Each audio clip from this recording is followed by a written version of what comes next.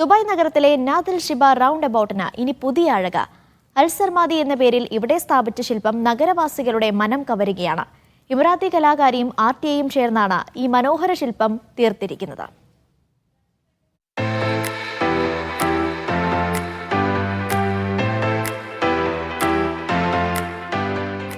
മരുഭൂമിയിൽ മണൽ പറത്തി പായുന്ന കുതിരകൾ.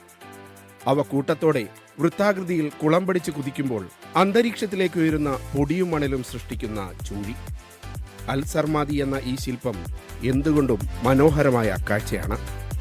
വിശ്രമമില്ലാതെ ഭാവിയിലേക്ക് കുതിക്കുന്ന ദുബായ് നഗരത്തിന്റെ പ്രതീകമാണ് ഈ ശില്പം എന്ന് പറയുന്നു ദുബായ് റോഡ് ട്രാൻസ്പോർട്ട് അതോറിറ്റി.